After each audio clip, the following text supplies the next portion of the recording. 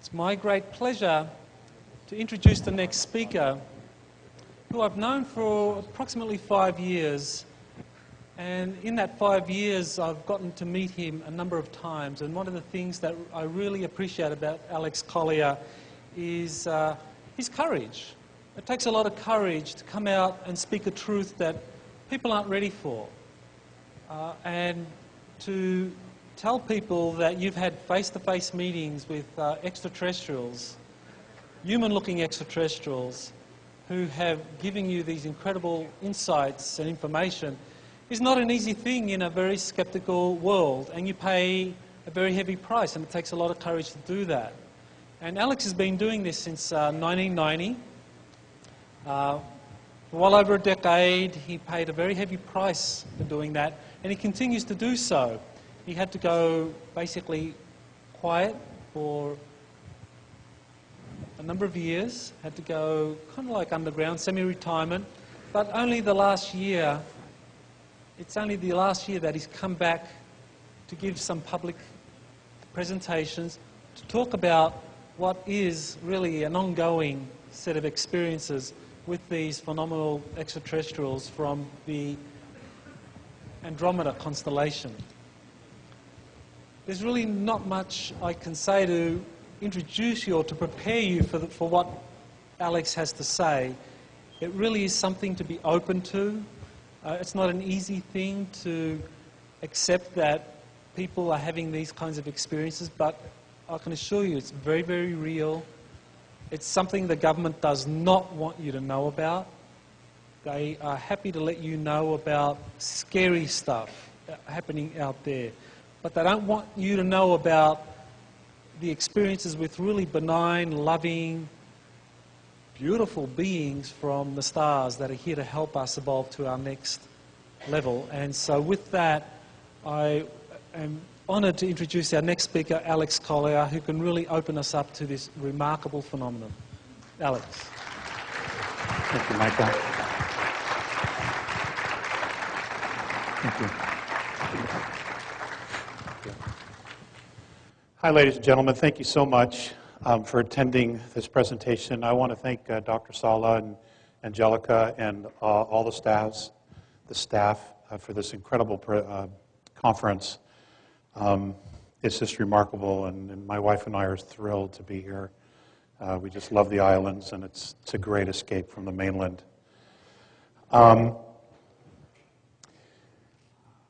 What I don't want to do today is go into a lot of background. There is more than enough information out there.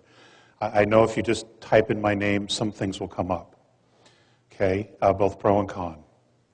And I would just encourage you to research it and make up your own mind. What I want to do, though, is I want to just get right into it. I'm traditionally a very slow starter in a talk, and I want to avoid that.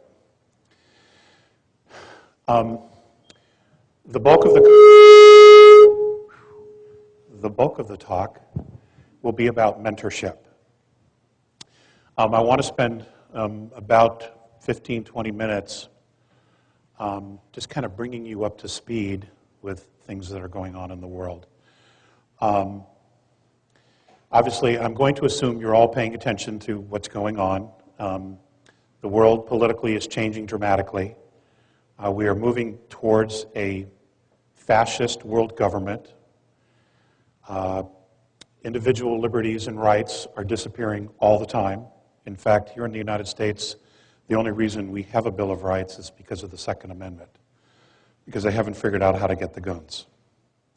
The Constitution is essentially gone. They're doing whatever they want, whenever they want, regardless of the boundaries and the chains that the Constitution limited them to.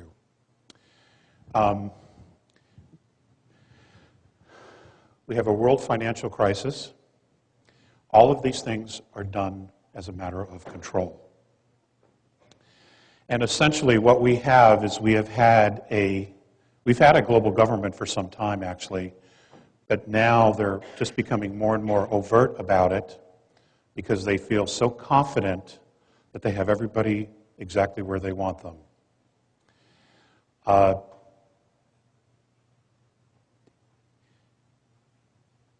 the next couple of years are just going to be absolutely amazing.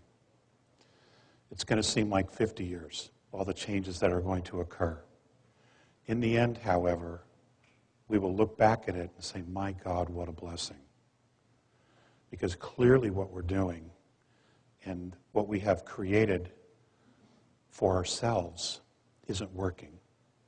It has only detached us so much, not only from the earth, but from who we actually are as souls, as beings. So it's not sustainable in any way, shape, or form. Even if the governments of the world came clean and said, okay, we are colonizing Procyon and Altar, and we have found all of these resources, and we're bringing them to the earth, and everything's going to be okay, it is still unsustainable.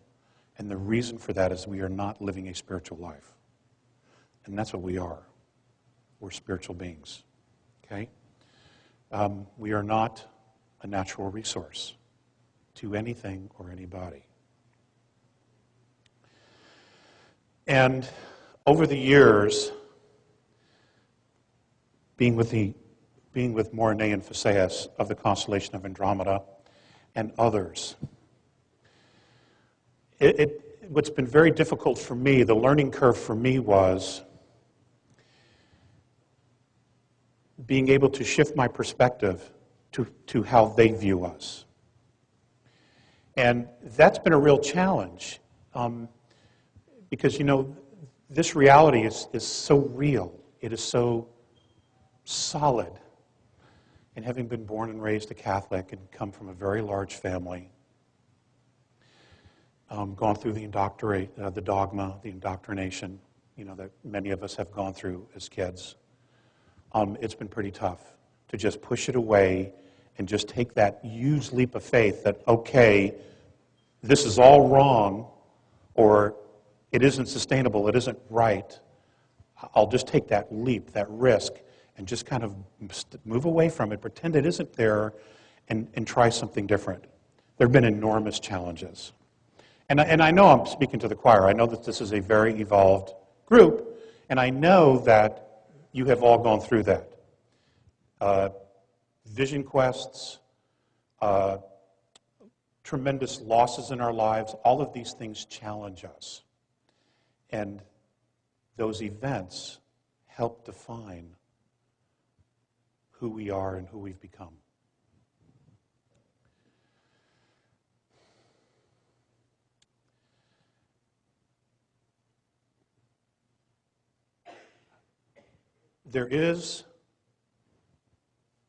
Earth is complicated. There is a darkness that is here, that is present on Earth, and under the Earth, and around the Earth. Okay? I don't want you to think that it doesn't exist. Earth is a great example of duality. And it's taken me a very long time to get to this place where I'm actually very grateful at this point for that duality, for that darkness, for learning about that darkness. Because I have spent a lot of energy challenging it, butting up against it, saying, how dare you, fighting it, talking about it, etc. Now, it does exist. It is real. And it is partially us, and then there's an element of it that is not us. It is not human. Okay? It's dimensional, spiritual, whatever you want to call it. But what it's done is that it's helped me realize what it is I don't want. So, once you've come to that place of realizing what you don't want in your life, you can actually begin the work of building what you do want. Because intention is everything. Okay? And you have to have intent in order to create anything, even ourselves. There had to be the initial intention to want to experience, to want to create physicality, to want to leave eternity to come down and begin this journey of physicality. Whether it's here on Earth, whether it's in Andromeda, the Pleiades, Orion, it doesn't matter. They're all doing the same journey. We're just at different levels. That's all. And I can tell you that the Andromedans, which are fifth density beings, they wouldn't want to walk third density. I've given them plenty of opportunities to trade places with me. No, they weren't interested at all. Okay, not interested at all. In fact, one of the things that the first time I kind of put it out there was Morine and Phaseus looked at each other, and Morine said to Phaseus telepathically, because they're telepathic, how would we ever use money? Because they don't use money. They don't have a monetary system. It's completely, they just don't go there. Okay, so they didn't understand it. And if you've looked at some of the research, I did a presentation on money for them. Morine had asked me to do that. And after several contacts of going through this presentation, Phaseus just looked at me when it was over and he goes, I don't understand. Why do you have to pay to live on a planet you were born on?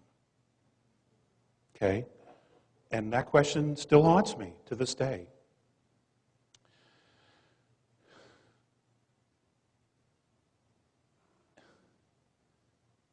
The changes that are coming are going to be nothing short of profound. Now, I know there's a lot of talk about 2012. I don't know the exact dates. I don't think anybody does, because we are still creating our future. We're creating it every day, every moment, individually and collectively. But there are some remarkable things that are coming out, not only in science, medicine, where quantum physics, and there are many wonderful speakers here at this show who are talking about that, and there are many other people out there in the world talking about these things, where they're literally proving that there is so much more to us than we've ever imagined. For a lot of you, it's like, duh, we already knew that. We've been beating that horse for years, trying to get people to come into that place, to finally get it. Okay? Well, miraculously, people are starting to get it. At least they're asking the questions, which is huge. Okay? They're open to the idea of, well, maybe there is more to this.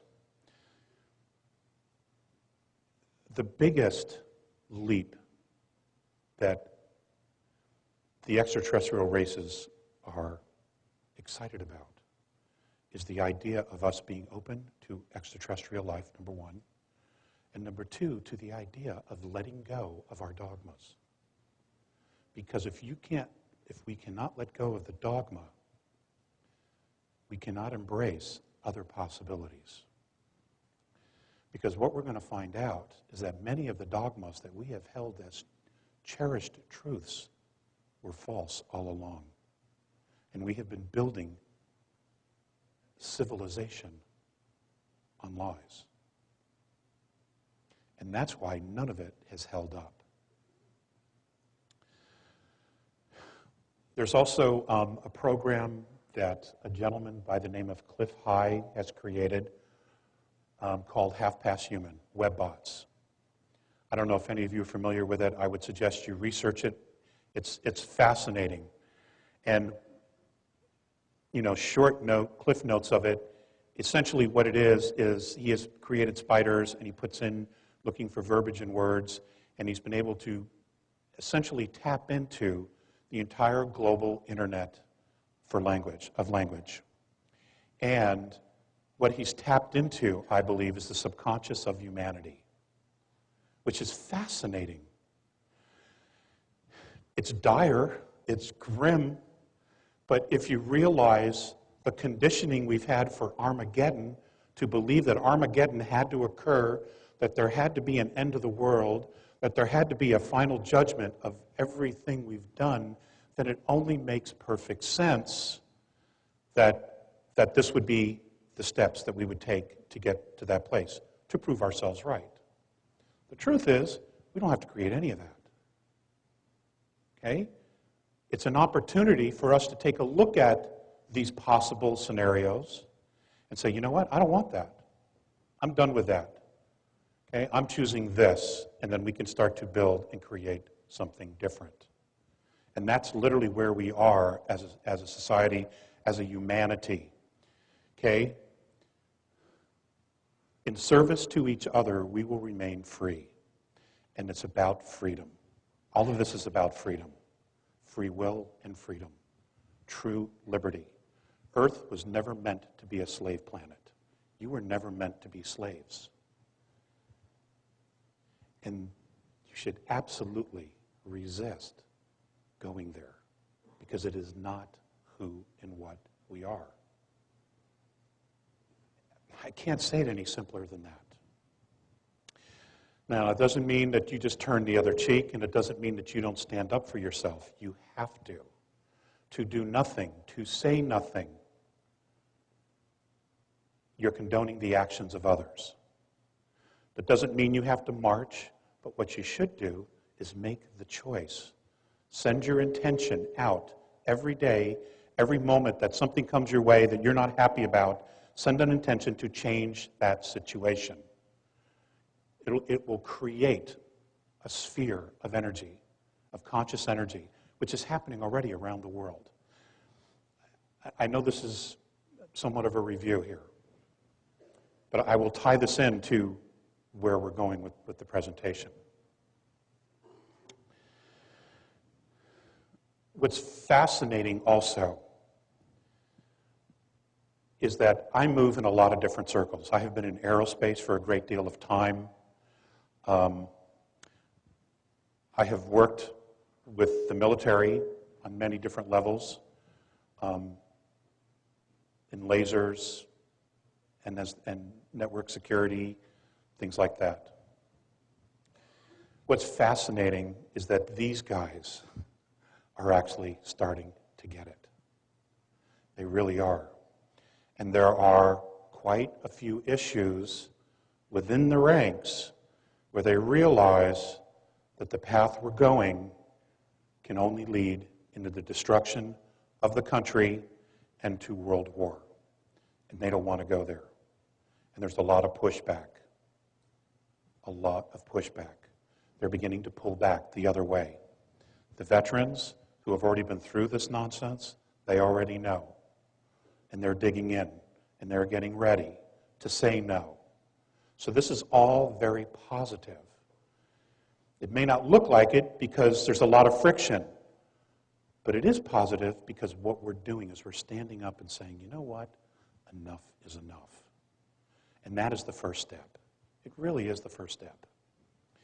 That's encouraging to many of the extraterrestrial races who have been sitting up there watching us, who have been visiting the Earth, who have been in underground facilities in the ocean, who have been interacting with humans and having contacts with many different human beings all over the planet. Billy Meyer is not the only one. There are many. They're encouraged because now they feel like they have something to work with. Because whatever they do to intervene, to intercede, it has to empower us. Otherwise, it's futile. If we will not take responsibility for ourselves, for our homes, for our planets, for each other, there's nothing to work with. They're extremely encouraged. So much so that the Andromedan Council has begun discussing mentorship of Earth. And as of right now, there are 4 races who have already signed up. And genetically, they are connected to Earth. Now, genetically connected to Earth means that they have been here in the past. They have probably been some of the gods worshipped who have left offspring and have created civilizations. Okay? Here. And we're the remnants of it. This is why we have already so many different races. There's a lot more to all this. We also have a situation where our solar system is moving through a very particular part of the galaxy. We are moving through a plasma belt. We are moving through the galactic plane. And this causes a lot of shifts. It changes everything. It's like the ultimate Mercury retrograde. Okay. which can be pretty scary, actually. So, I'm going to sit down.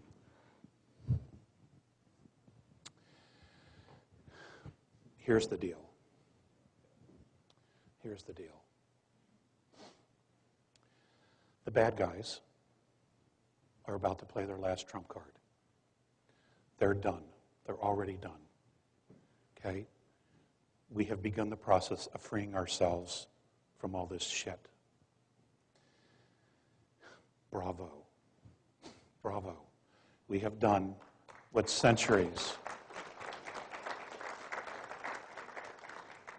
We are about to do what centuries of human beings have not been able to do.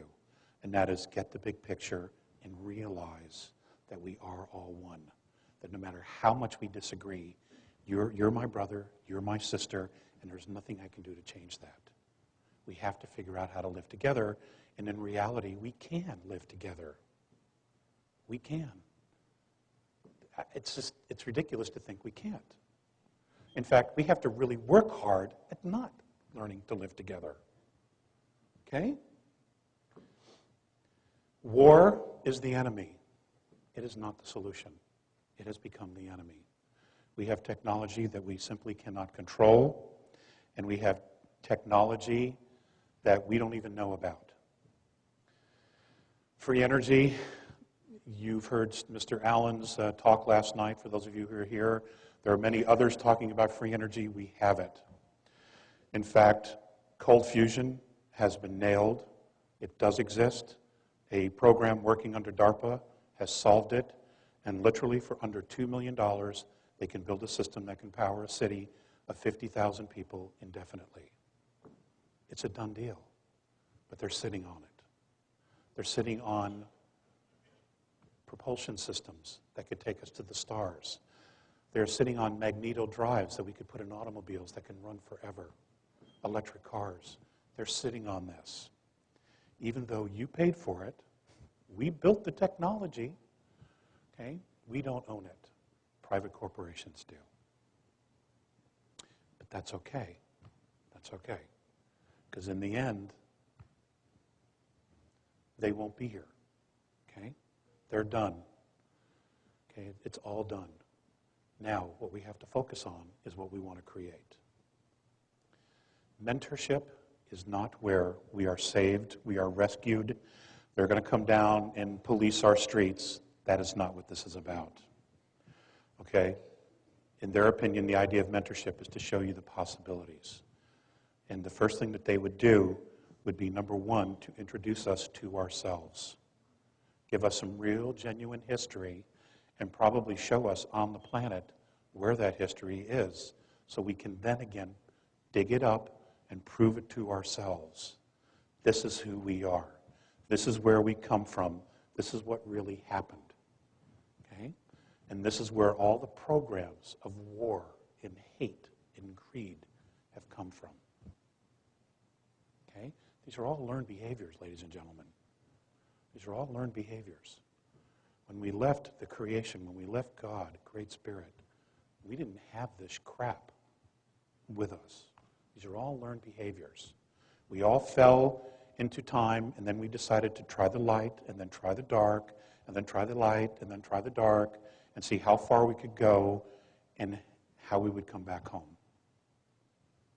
Okay, it's all been an experiment, all in the process of creating ourselves. It's amazing. It's absolutely amazing, especially when you can step out of the concept of time. And you realize we've been doing this dance forever, forever and ever and ever and ever. Okay? Now, as far as initiating mentorship, bless you, I was asked at the Awake and Aware conference for Project Camelot to float it. In other words, to put it out there. They wanted to see, the Andromedans and the other groups wanted to see what would happen with the idea of it moving out through consciousness. Okay, I've been asked to take it to another step now. They are excited about this because this mentorship is literally our initiation into a much larger galactic family, which I can't even tell you how incredible it is. And it isn't anything where we need in any way, shape, or form to feel inferior about. In fact, we are really, despite everything else, we are really pretty far along. An example. In mentoring, one of the things that the group will do is they will discuss spirituality. Now, in discussing this, I have been told that there will be at least 4 or more perspectives on spirituality that will be presented to us, not just one. They all have things in common, but different civilizations have different ways of expressing themselves. And there isn't just one way to express yourself. This is a very touchy subject, which is why I'm bringing it up first, regarding spirituality. Okay, these are not religions. These are not dogmas. These are things that you will be able to test yourself, prove to yourself about yourself. Okay? It'll be about the science of the soul. Hard physical proof that you do exist as a soul. So there's no more question. You know you live beyond. You know that you retain consciousness. You know that you have cellular memory. And the reason you have cellular memory in your bodies is because of your soul. All of this will be shown to us, proven, so that we will, beyond a shadow of a doubt, know that we don't have to go to hell, that we aren't going to hell, that we aren't going to go to purgatory. None of that crap. It's bunk. It's all bunk. Okay? We can let go of that dogma. That's done. Okay? There is karma, but we set that up for ourselves. Those are all lessons. But you can balance those things. And we'll cover that a little bit. Technology. There was a lot of things that I had a lot of questions regarding technology, free energy, things of that nature. According to Mornay, we pretty much have most of what we already need. It's just been suppressed in the technology sphere. In fact, we have technology now that we're using every day that we could improve dramatically to make it last forever. Circuit boards. There are things apparently we can do with circuit boards that we use today that in our narrow short-sightedness, we're not implementing to its fullest capacity or potential. So we have most of what we need here. Planetology, what they call planetology, which we call geology here, is when you talk about energy, they would teach us the cycles of the earth, how oil is created, petroleum is created, fossil fuels are created, and essentially what those cycles are. So that if we decided to stay with those, we would be able to rotate between fossil fuels, natural gas, solar, etc. So there would not be any disharmony. We would not overuse the Earth's resources in any way, shape, or form. But we don't know those sciences. All we do is we find it, we pump it out of the hole, we fill it full of seawater, and then we move on. Okay? Wrong. Okay? Electricity. We have electric cars. There is technology that already exists that can be improved. They literally do not have to give us anything else at the moment except ideas that we can create. Their thoughts were, why aren't all the major cities inside the cities using electric vehicles? Because you're traveling short distances inside major cities. Why not use electric there? And then use petroleum on the outside for longer distance and for shipping, things like that, at least to start. They have so many suggestions that we could use right off the bat. The biggest change, the biggest mentoring would be in health.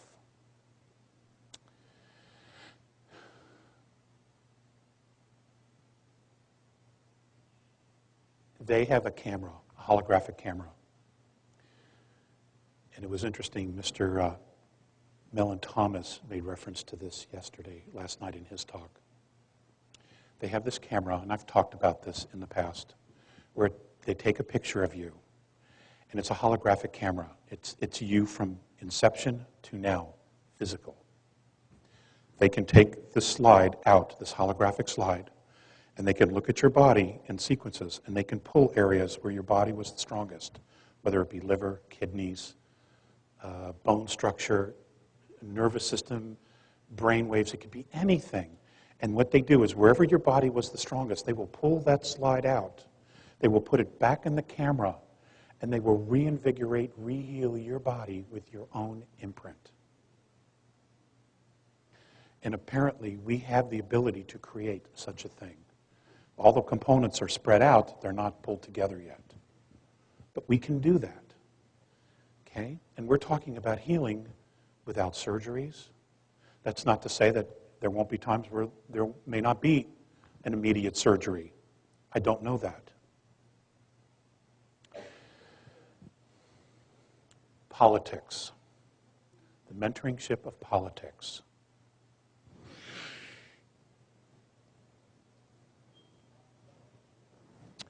They consider politics and religions the same thing. Okay? And this is the area where they're very reserved regarding us. And the reason for that is, how will we know?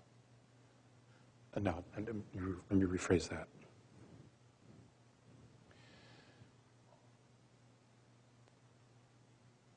Can we, will we, let go of traditions and dogma to embrace something we don't know? I'll give you an example.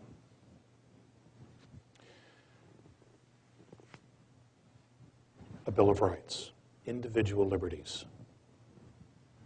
It took thousands and thousands and thousands of years to get to a place where humanity, on a subconscious level, was so done with monarchies, tyrants, kings, and princes that we decided collectively to create individual liberties. And it manifested physically in the creation of the United States. Here we are 232 years later, and we're about to lose those liberties that took thousands and thousands of years to create, to manifest for all of humanity. Okay? Now, what's interesting is that the rest of the world, they're stunned that Americans could be this stupid. In fact, in traveling in Europe, I had the occasion to see some Swiss students get arrested, and one of the things that they said to the cops were, you got to read me my Miranda rights, because they were watching American television. And the Swiss police said, you don't have any rights. Okay? Now, I bring this up only because this is an issue. This is an issue of freedom. And this is important in the grand scheme of things. If you protect your freedoms, you are stating to everyone, including yourself, I am responsible. And that is the number one priority to taking the next step forward into advanced maturity in meeting face-to-face with benevolent extraterrestrial races. They are not going to babysit. It never works. It's not their job. Their job is to give us a start, because we have been so manipulated for so long. It would seem like forever. And we haven't even been aware of it. But people are waking up. People are beginning to become aware of it. But we have to protect our freedoms. Okay? The world, Earth, was never meant to be a slave colony, a slave planet. That was not the intent at all. And we should never put up with it or tolerate it in any way, shape, or form. Okay? We need to tell them to kiss our ass.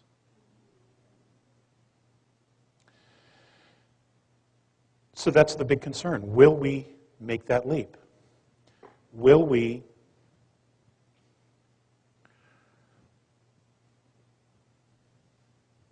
let go of having to be right in order to know what the truth is?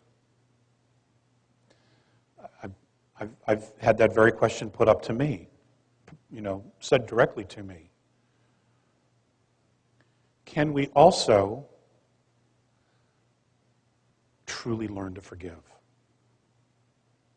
Because everybody's had a role to play here. Okay? We've all had a role to play in creating this scenario, this game. Now,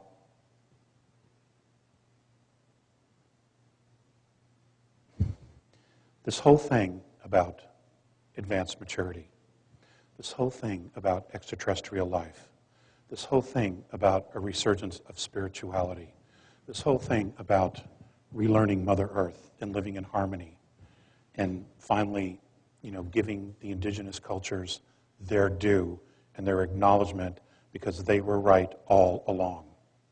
Okay? We were wrong. Civilized, industrial civilizations, they're not in balance.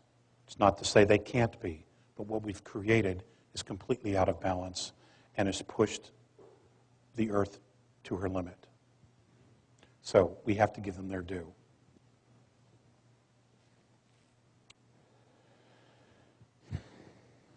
This is all about us. We are the ones calling this forward. We are the ones who have asked for this. We are the ones who are making this change ourselves, within ourselves. We are the ones. This isn't where,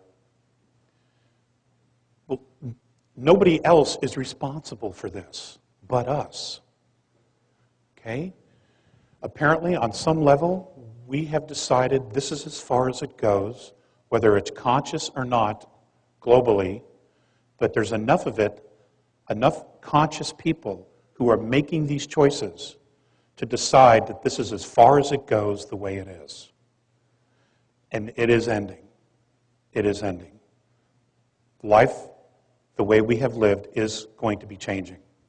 Okay? It could happen very quickly. It could happen somewhat gradually. Gradually would be better. But right now, it looks like it's going to be happening quickly. Now, is the world going to end? No, it's not going to end. That's not our destiny. We didn't work this hard and go through this much crap just to have it end. Okay? No, that's not how it's going to go. But there is going to be change. And it's going to be physical as far as our bodies. It's going to be physical as far as the earth. And I think psychically, that's going to be the biggest challenge for everyone.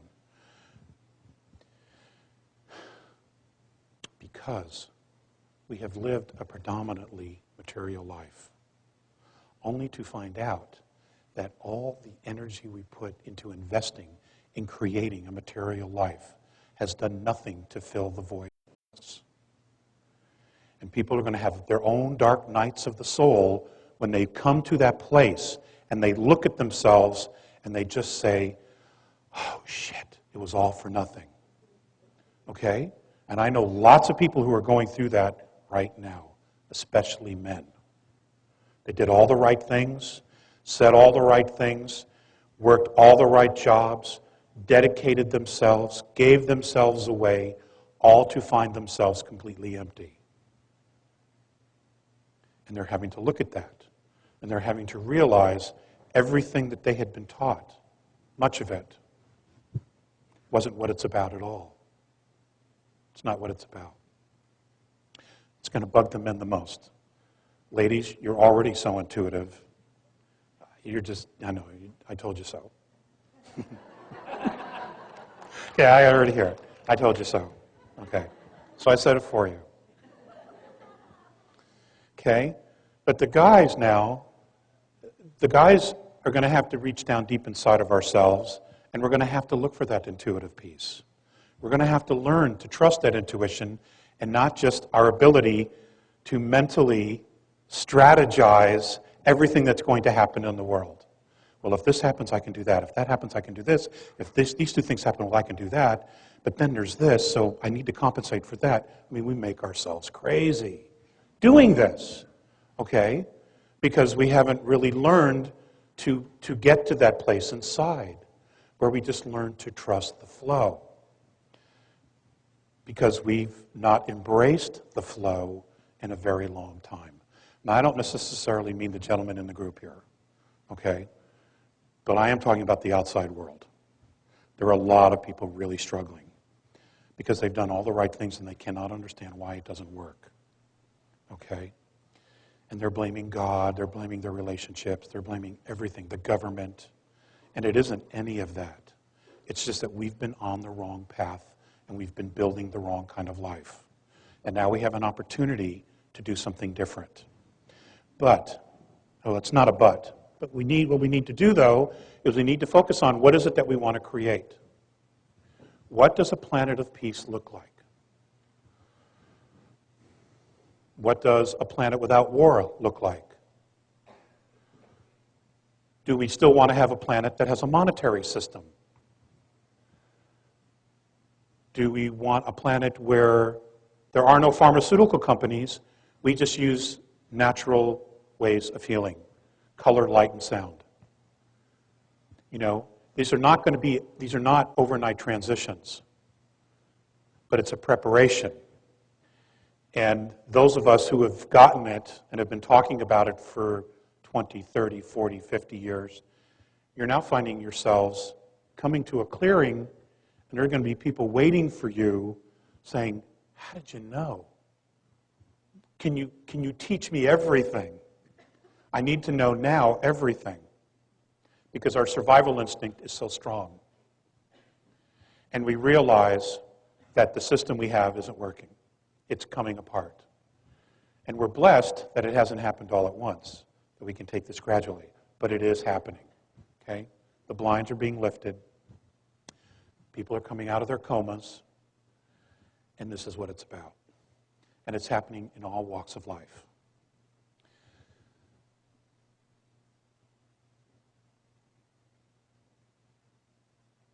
Let's take the 2012 scenario for a moment. Let's suppose there was going to be a pole shift. Okay, this is strictly a hypothetical, all right? And it's an interesting lesson, exercise. Let us suppose for a moment that there was going to be a pole shift, and half of the world's population was going to be gone. That the world could only sustain half. And the government came out forward and said, hey, this is really what's going to happen. And we've been preparing ourselves. We've built our underground facilities. Sorry, they're not for you. We've been building bases on the moon and Mars. Sorry, they're not for you. And we have all this advanced technology, but there's no point giving it to you because all this is going to happen to the planet. You're on your own. Not that they would ever, ever be that honest. Okay?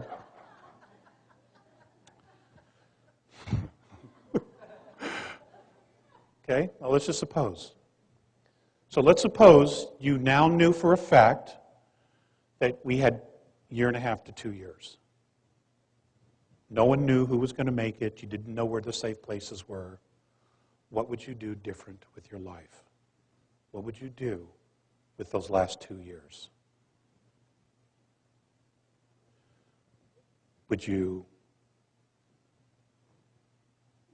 start selling real estate?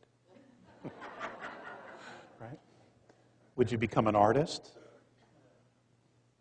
Would you allow yourself to fall in love again?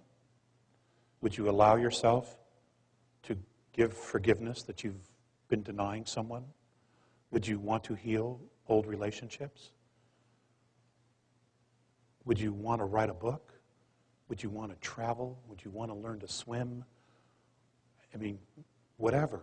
What would you do differently if you knew you had 2 years? Now, I'm talking about as a planet. Now, individually, people face these realities every day through disease, cancer, and the such. You know, and they're the bravest people in the world because they know. They've been given a diagnosis that's terminal. Many don't die, but others do. But they live with that every day. And every day, they have the courage to get up and keep doing whatever it is that they want to do. What would we do differently as a society, as a global planet? This is not just an American issue. This is a planetary issue. And I have to tell you, the extraterrestrials don't see us as Russians, Chinese, Americans, Japanese. They don't see any of that. We are one race. Irregardless of our differences and our languages, we are one race to them. Only we don't believe that. We're the only ones who don't believe that. Okay? What would we do differently? What would you do with your life? How would you live it? Would you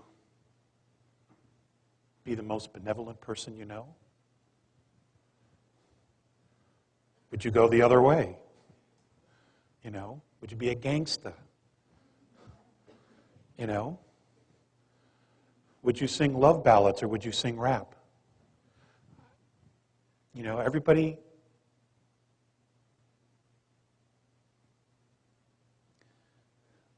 The reason I ask this is that the future isn't set. Now there's talk, I heard something recently about a star going nova. That's about 3,200 light years from us. Don't worry about that. There's more than enough help here that that's not how it's going to go for us. Okay? That's not going to happen. I mean, it may go nova, but technology exists, and there are plenty of resources in our particular solar system right now to ensure that that's not how we're going to end. Okay? Because there are a lot of people very, very curious about us. Now, the reason I say that is that we are a planet that has 22 very specific genetic markers. Okay? We are a collection, a collage, a compendium of many different extraterrestrial races living together. This is not common out there. Okay? Especially in third density in a very complex ecosystem like we have. Okay? It's not, there aren't that many.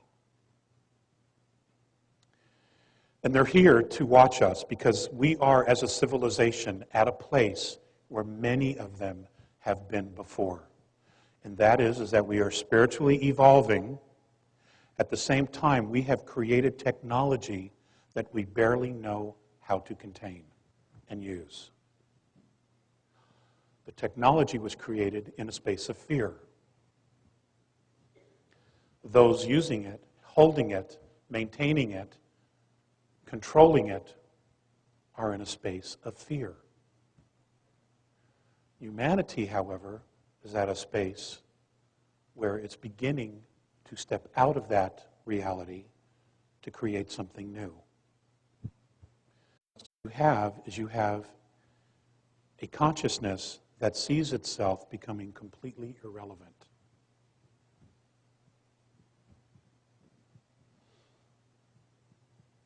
Which makes them unpredictable. You know, and nuclear weapons are no laughing matter, ever. Okay? Now, there are extraterrestrial races, benevolent extraterrestrial races, having contact with some military sources on Earth from different countries. God, there is just so much going on. And the wild card here really is us. We're the kingpin. We need to continue on this movement of not only sticking together, but focusing on what it is that we really want. What kind of world do we really want? We really can't be serious about wanting to create a global government that controls every aspect of our lives. Look at what they've done with the world already. Why would we trust them with anything else? We can't. We simply can't, because they're not us. They see us as a natural resource. Therefore, we need to turn our focus completely away from them and create what we do want, so that their paradigm completely collapses on itself. And it needs to, because it isn't real. It's not us. It's all about them. Okay? So, what is it that we would want?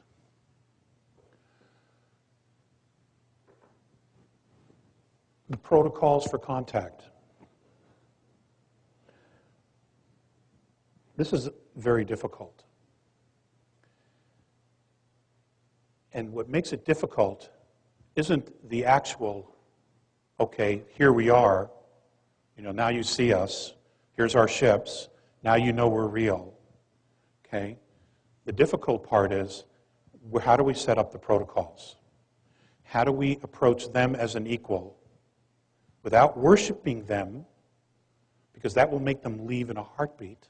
The benevolence, anyway, they're not into that. Okay? The regressives, they'd be more than happy to allow you to worship them, because we've got a history of that already. It's in the Bible, Old Testament, Egyptian books, Sumerian texts. Got plenty of history of that. Okay? That's never served us either. Begin within yourselves to begin visualizing what the protocols would look like. Now, in the last conversation that I had, I asked who would be the most likely people at the moment, the way things are now, that they would contact to begin a dialogue regarding mentorship. And the answer would probably surprise you. It definitely isn't the United States, okay? Even though we have probably the most advanced technology the world's known since Atlantis. It's the Japanese. It would be the Japanese government at this moment, because of their prudence, because of their integrity, and because of their dedication to their own people. Now, that's something to think about, okay? This is a country that took 3 nuclear weapons, okay? And look at how far they've come. So, when will this happen? I'm not exactly sure. I do know that between now and the fall of this year, huge events are going to occur.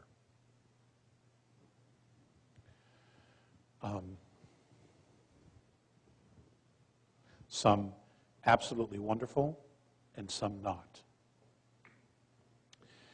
I also want you to know that the Andromedans are very concerned about the Earth moving through this gravitational plasmic field, which we call the galactic plane.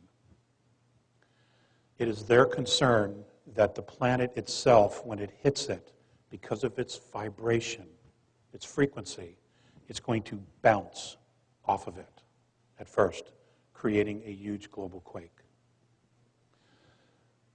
There have been discussions as to whether to intervene, to, in other words, align something in front of the Earth to open the pathway through it, or to allow this to occur naturally. Now,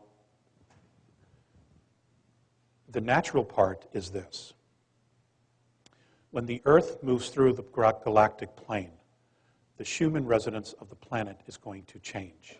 It is going to become much, much higher than what it is right now.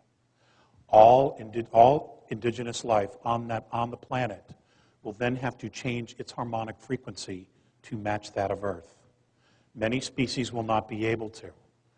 A lot of human beings will not be able to.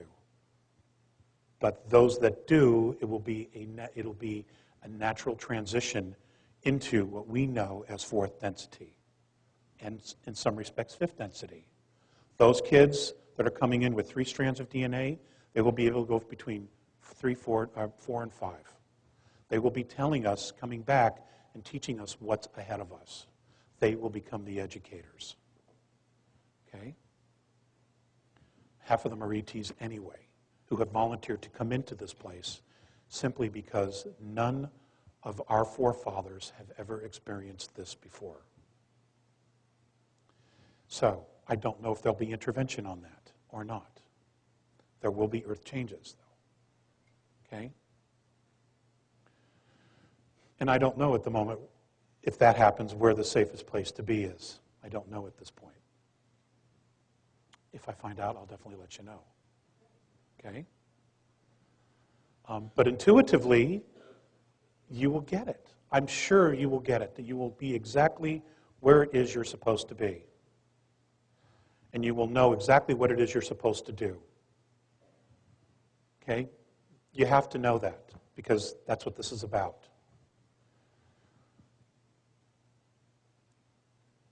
When we pass through this plane, we will become an agrarian society once again, which I thought was fascinating because Mr. Mellon Thomas talked about that yesterday as well, last night. Based on his death experiences, that's what he was shown as well, that we become an agrarian society again.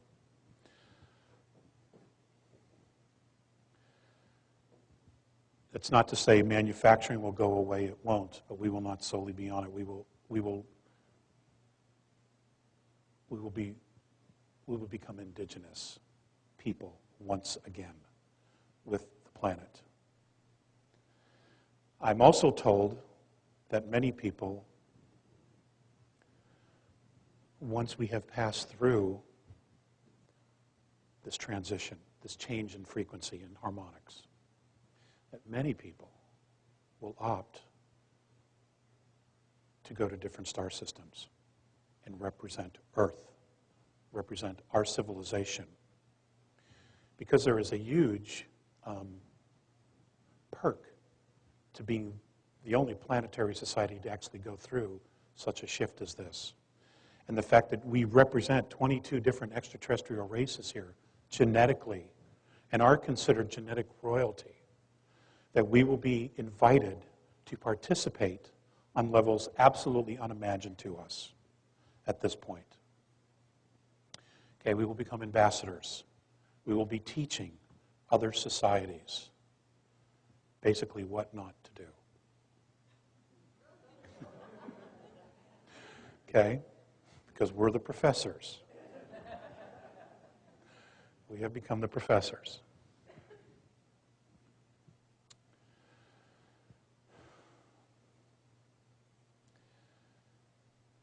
A gentleman, and I'm not sure if he's here, his name is Gilbert. I spoke with him yesterday. He asked me to give him, in one sentence, the bottom line to all this.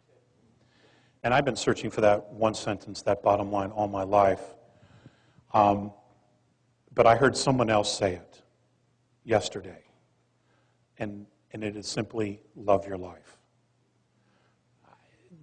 You can't say it any better than that.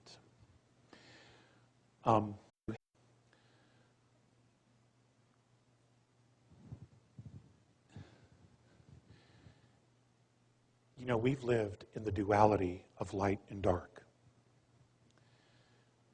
But we've almost completely ignored the fact that there's a third duality here, and that's balance. Okay? We have always been somewhere between the two, never realizing that the balance is actually its own duality as well. And none of us have given that space enough credit. And we certainly don't teach that in our spiritual philosophies or religions of the earth, of just finding the balance. Many of the indigenous cultures have known that all along. You know, they've known about the balance. And in saying that, I brought that up specifically because what needs to be acknowledged here is that the United States changed the world. It changed its perspective. It changed the direction. Up until now, it has probably done more good than harm.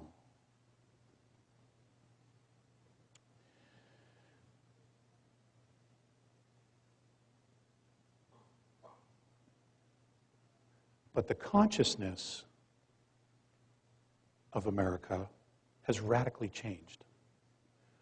For the last 60 years, we've been creating enemies, fighting enemies, creating enemies, fighting enemies, fascism, communism, tyranny, and then creating tyranny, communism, fascism, so much so that we have now, that our government has now become the monster that it has been fighting all along.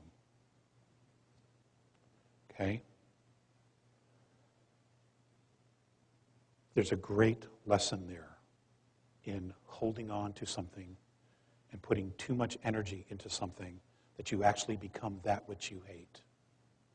Okay? We're faced with that. I want you to know that there is not a single benevolent extraterrestrial race up there, the Andromedans at all, who are going to do anything about our government. That's our problem. We let this get out of hand. We let them get out of control. We let them usurp our rights. We let them build all this technology without sharing it. We've let them run amok. We have not managed our constitutional republic, and we have let them take our rights away. That's our responsibility to fix. Now, I'm not advocating overthrowing the government, but what I am advocating is the fact that you absolutely stand up for yourselves and don't take this horseshit any longer. We simply can't do it. It's become a detriment to the planet. Okay? And we are responsible for that.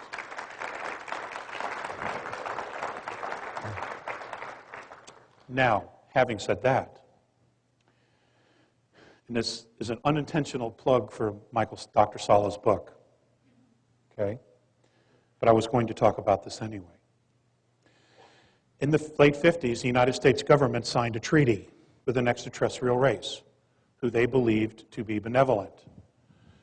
And agreements were reached, and there were terms to that treaty. And shortly after that treaty was signed and agreed upon, the extraterrestrials broke the treaty, because technologically they were far more advanced than we believed they were. Okay, so the government was tricked into it. However, we called that upon ourselves. We brought that experience to us because of our treatment and our behavior with treaties. Just ask the Native Americans. We signed 263 treaties with the Native Americans, and we broke 263. And it goes on and on and on. So if you need proof of karma, there's one for you.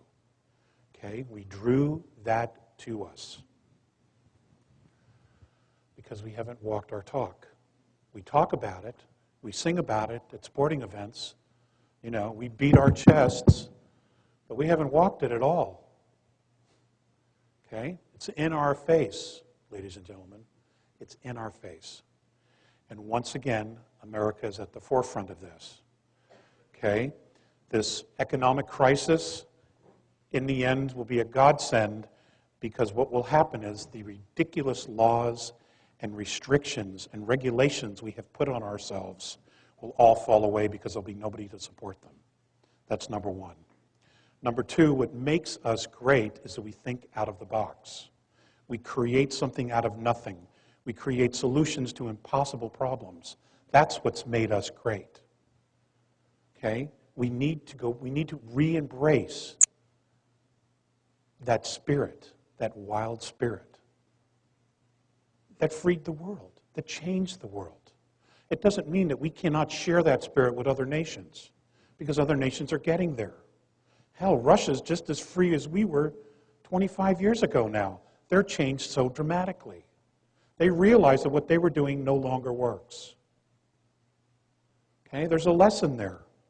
Putin was very specific. Don't go to communism, it doesn't work. Okay? But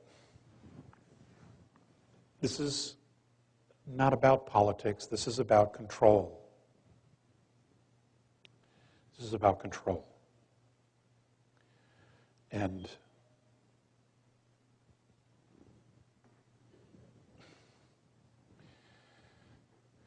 it's about you. It's about me. It's about us. It's about our kids.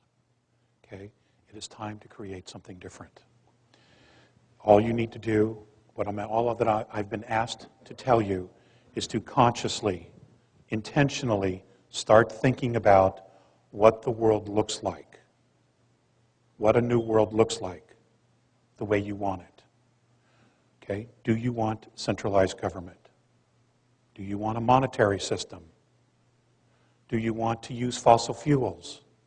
Do you want free energy? What is it that you want? Okay? We cannot allow a handful of people to decide the direction of all of humanity. They are only going to be self-serving. This is our responsibility, because this is our reality. We're creating this together.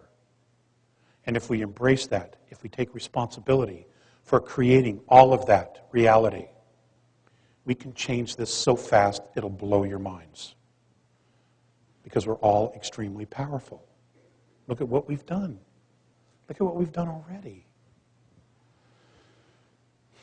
It's stunning. I mean, an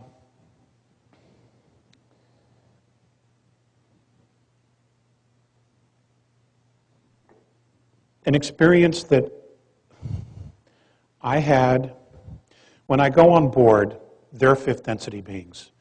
Immediately that I come on board, a belt is put on me. And essentially what the belt does is it holds all of my atoms together so that I don't fly apart, because I'm a third density being. My vibration is very slow compared to them. This belt regulates the speed of my atoms so that I can actually coexist with them. Now what's fascinating about that, what's fascinating about fifth density as a third density being, is that my body is moving before my thoughts are. In other words, if they start walking, I'm walking before I stop to think about walking. Okay? Because now I'm connected directly to my higher self, to my soul. I'm not waiting for my ego to click in and say, okay, start walking. Okay? The other thing that was very, very difficult, and I'm going to give Joan Ocean credit for this because she brought it up yesterday in a conversation we had, is you feel like you're losing yourself. You feel like you're just dissipating, becoming invisible. And you're actually not. What's happening is that on a higher vibration, your ego doesn't exist. It falls away. It simply cannot exist in that harmonic. It has no relevance whatsoever. And then what happens is, and it takes some time to adapt, is you're confronted with who you are. You're introduced to yourself. And at first you don't recognize it because we're so conditioned to this. You know, we're so conditioned to all of this that this is what feels real. Logically, we know we have a soul. When we meditate, we get into that space, but we are still totally conscious of the fact that we are in a physical form. There, in fifth density, my experience has been, you don't even think about the physical form at all. Okay? You're moving, your physical form is trying to catch up to you. It's absolutely amazing. What's also amazing is that if you close your eyes, you can see 360 degrees around you. Okay, you know exactly what's going on everywhere. I could feel everyone that was around me. I could feel their emotions. I could feel them look at me. I could feel them think about my appearance, what I represented, how I was standing, all of those things.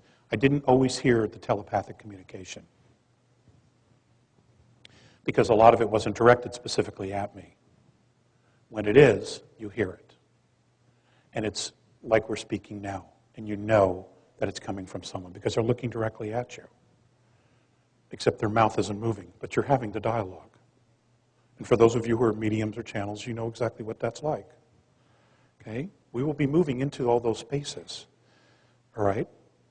We will be, and we need the mentorship so that we don't freak out and flip out, so that we can truly understand how to embrace our essential selves, what it's all about.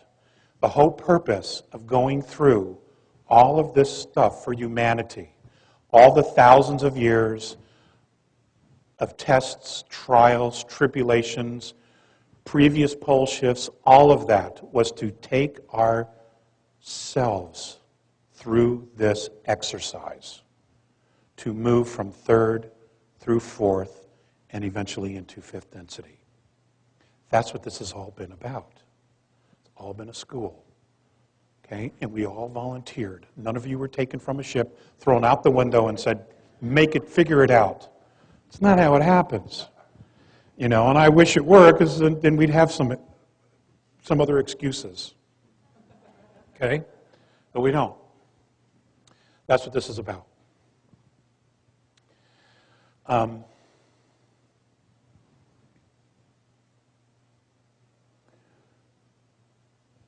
More and more people, probably many of you in this room, are going to begin to have contact. It's happening. It's going to happen all over the world. Okay? It's going to be picked up exponentially. Many of the races who have been here studying us, and I would suggest that you research the work of Colonel Wendell Stevens, because he's the foremost authority on contactees around the world. His books are available. There have been many, many races here studying us. They know us better than we know ourselves. And many of them are stepping forward and are going to be stepping forward to say, okay, we are going to participate in this process to help move us along because they understand us. They've been here around us, amongst us. They've observed us. They know the challenges we have. Okay, many of those specific races have been in exactly the same place as we are now. And they knew how to get through the hurdles, and they knew how to get through the traps, or to avoid the traps that apparently we may be stumbling into here. Okay?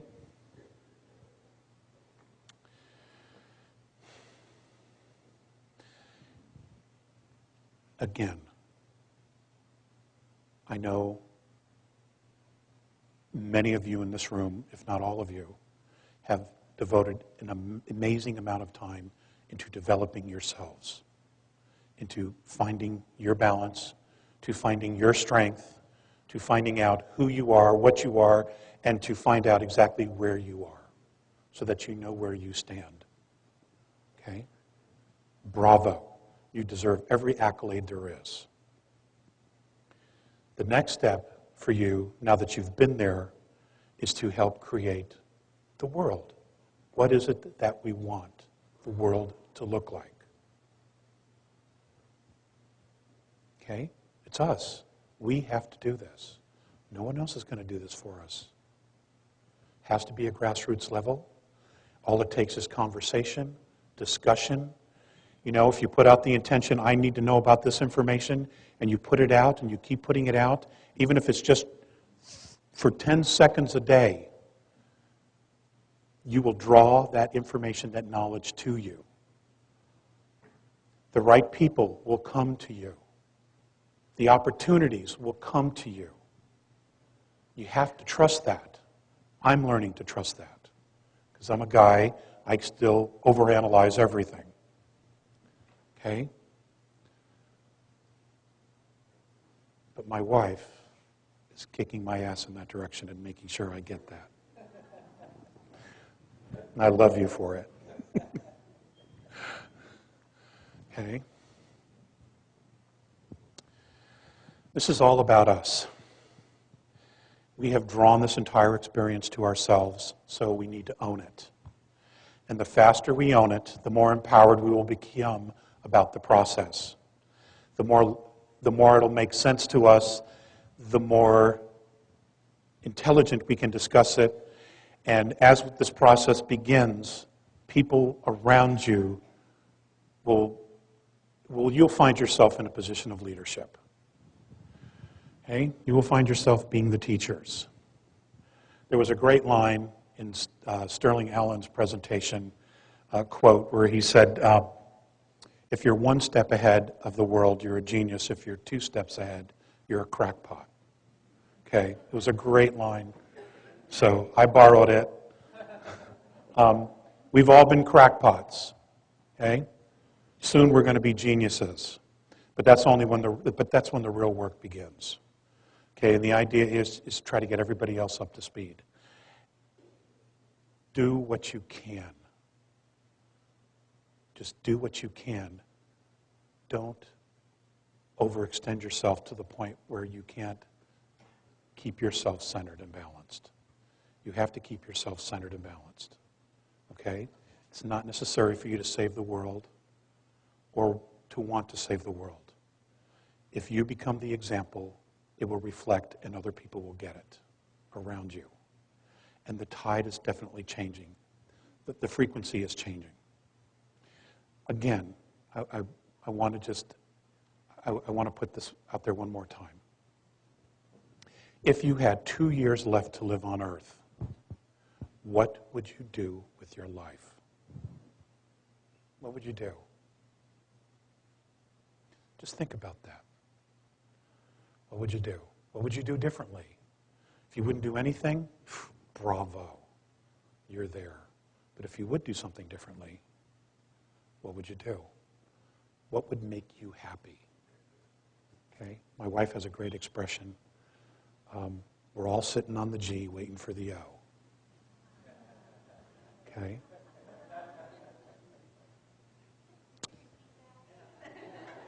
Okay? My wife, Audra, has a great saying, and it's we're all sitting on the G waiting for the O.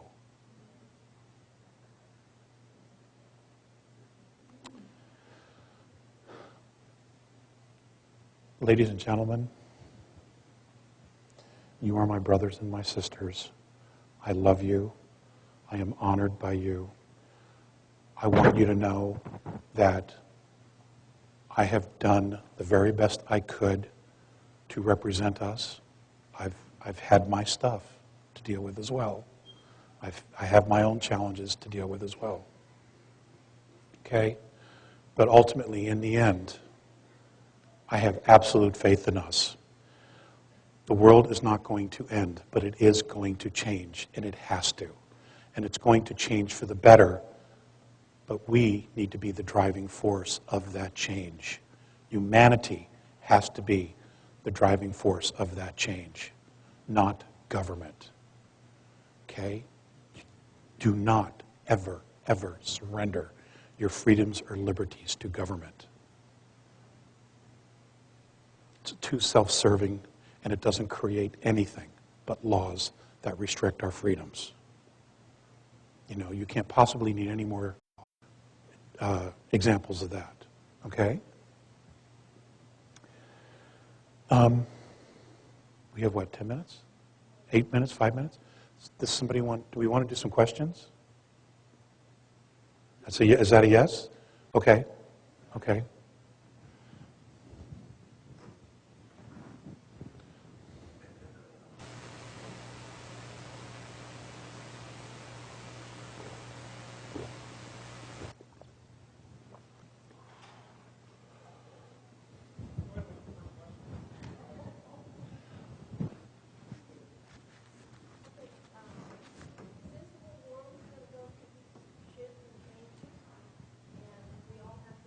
Stand up, for what is right, true to our spirit.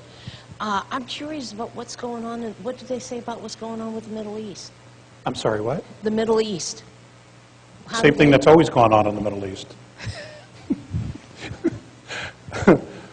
They're watching it. It's all a play. It's all a drama. Okay? It's all about control. It's all about creating war. It's all about distracting us and creating a space of fear. That's what it's about. Because if we're all in a space of fear, we are not creating in a space of love. If when we're in fear, we basically imprison ourselves. We put ourselves in a box. When we're not in fear, we are free to create. In fear, they're in control. In love, we're in control. That's all it is. It's the same drama that's been playing itself out for 4,000 years. It's the same thing.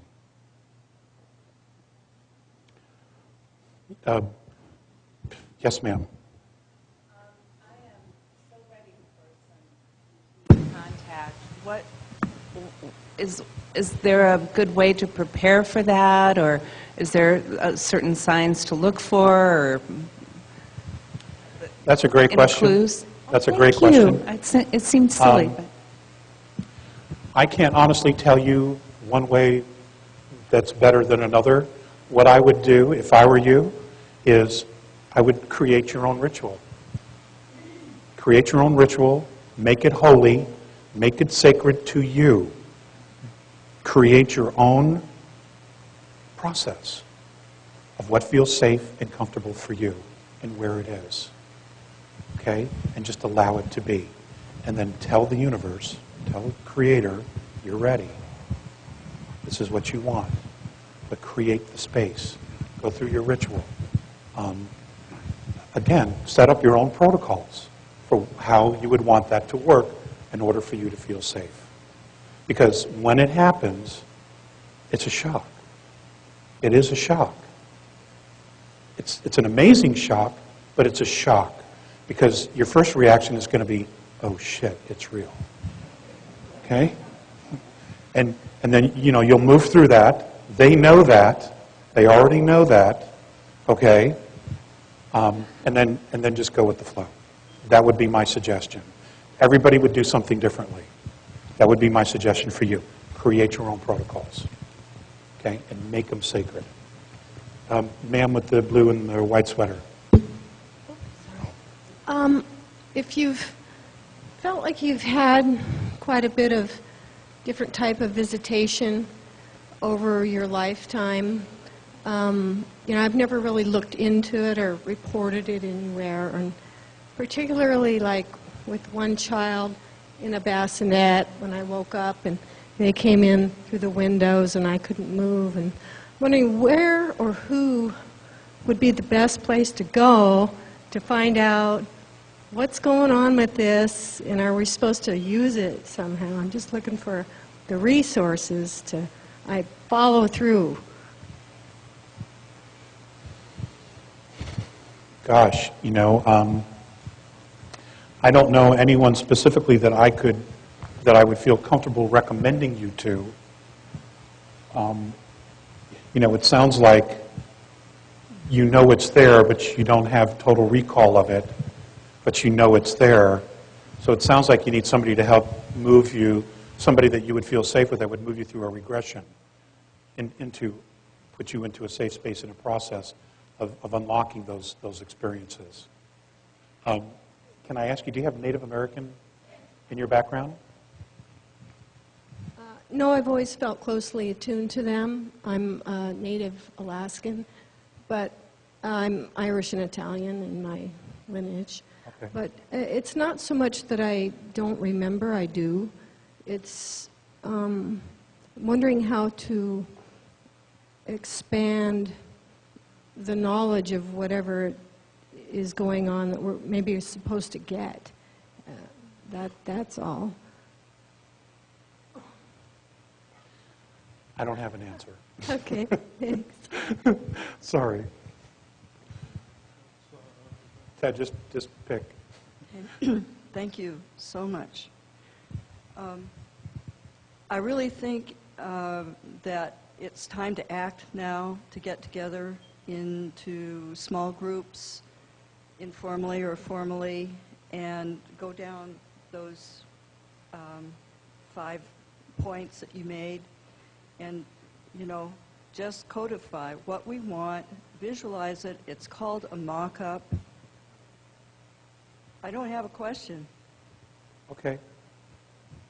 I just wanted to say something, and You go for it, girl. okay. So this is another step in taking our power, is to gather in groups and to agree on a positive mock-up of what we want the world to be, what it will look like, be very specific about it, and the information will happen telepathically with the visitors, and we might even come upon some ideas ourselves without worrying about visitations. Thank you. You're welcome. She brings up a good point about reclaiming your power. Ladies and gentlemen, you exist because you wanted to. Your physicality exists because you wanted it to. The planet exists because you wanted it to. The race exists because you wanted it to. Your reality exists because you wanted it to. The government exists because you created it. Liberty exists, freedom exists because you created it. You have the power all along. You can't really even give it away because you are it. You are it. You can not use it. You can exercise your free will and not use it, but you always have it. Always. No one can ever take that away from you. Washte. Thank you very much.